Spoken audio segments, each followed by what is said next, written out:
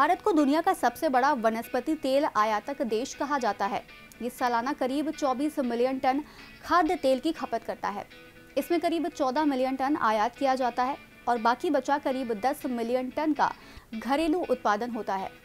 इस खाद्य तेल की खपत में पाम ऑयल की हिस्सेदारी लगभग 40 से 45% होती है। पाम ऑयल दरअसल एक खाद्य वनस्पति ऑयल है जो पाम यानी कि ताड़ के फल के मेसोकार्प से प्राप्त होता है। इसका उपयोग आमतौर पर खाना पकाने के ऑयल के रूप में और प्रसंस्कृत खाद्य पदार्थ यानी कि प्रोसेस्ड फूड, केक, चॉकलेट के साथ कई ब्यूटी प्रोडक्ट्स जैसे कि साबुन, शैम्पू और पेट्रोल, डीजल यानी जहां कहीं भी जैविक ईंधन या बायोफ्यूल मिलाया जाता है वहां पाम ऑयल ही होता है। इस तेल की कीमत काफ़ी कम होती है, इस वजह से इसकी मांग दुनिया भर में रहती है। भारत की बात करें तो ये मुख्य रूप से इंडोनेशिया, मलेशिया और थाईलैंड से पाम ऑयल खरीदता है। अब भारत को इस मामले में आत्मनिर्भर बनाने के उद्देश्य से हाल ही में 15 मार्च 2024 को अरुणाचल प्रदेश में पूर्वोत्तर की पहली ऑयल पाम प्रोसेसिंग मिल का उद्घाटन प्रधानमंत्री नरेंद्र मोदी द्वारा किया गया है।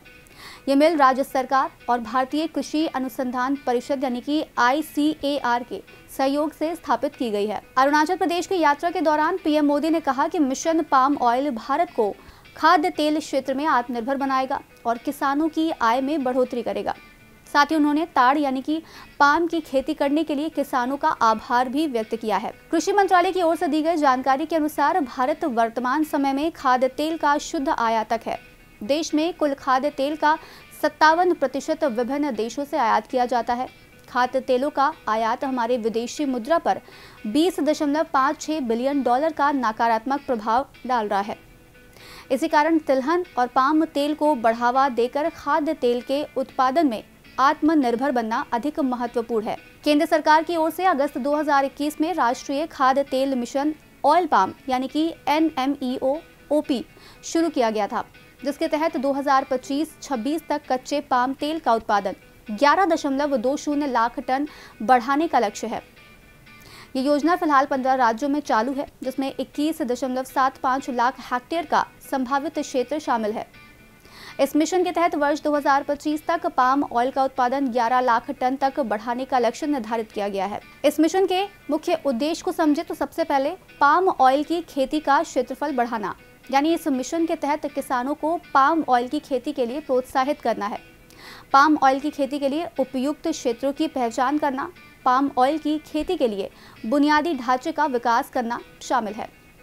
दूसरे नंबर पर है पाम ऑयल की उत्पादकता बढ़ाना, जिसके तहत उन्नत बीजों और तकनीकों का उपयोग करने के साथ साथ किसानों को प्रशिक्षण और शिक्षा प्रदान करना शामिल है। इसके बाद है पाम ऑयल प्रसंस्करण और विपणन।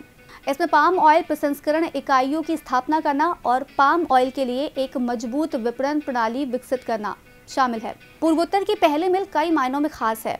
ये प्रतिदिन 100 टन ताजे फल प्रसंस्करण करने में सक्षम है, जो प्रतिदिन 20 टन कच्चे माल तेल का उत्पादन कर सकती है। इस मिल में 100 करोड़ रुपए का निवेश किया गया है। ये मिल 200 लोगों को प्रत्यक्ष और अप्रत्यक्ष रूप से रोजगार प्रदान करती है। इस मिल की कुछ विशेषताओं पर बात करें तो ये मिल अत्याधुनिक तकनीक से युक्त है और ये मिल शून्य अपशिष्ट यानी कि जीरो वेस्ट प्रौद्योगिकी का उपयोग करती है। हालांकि इस मिल की शुरुआत के साथ ही भविष्य में हमें कई चुनौतियों का भी सामना करना पड़ सकता है। इसमें सबसे पहले पर्यावरणीय चिंताएं शामिल है। पाम ऑयल की खेती के लिए वनों की कटाई की आवश्यकता होती है, जो पर्यावरण के लिए हानिकारक हो सकती है। इसके साथ साथ सामाजिक चिंताएं भी बढ़ेंगी, जैसे कि पाम ऑयल की खेती के लिए भूमि अधिग्रहण से किसानों और आदिवासियों को विस्थापित किया जा सकता है। हालांकि सरकार इन चुनौतियों का समाधान करने के लिए कई प्रयास कर रही है। जैसा कि हम पहले ही डिस्कस कर चुके हैं कि सरकार ने राष्ट्रीय खाद्य तेल मिशन ऑयल पाम शुरू किया है, जो पाम ऑयल की खेती को टिकाऊ और पर्यावरण के अनुकूल बनाने में सहायक होगा। यहाँ ये ध्यान रखना महत्वपूर्ण है कि अरुणाचल प्रदेश में पहली ऑयल पाम प्रोसेसिंग मिल राज्य के लिए एक महत्वपूर्ण विकास है। ये मिल राज्य की अर्थव्यवस्था और किसानों की आय को बढ़ाने में महत्वपूर्ण भूमिका निभा सकती है। तो बस आज कार्यक्रम में इतना ही। हम फिर मिलेंगे कुछ नई जानकारी के साथ। तब तक के लिए मुझे दीजिए इजाजत। नमस्कार।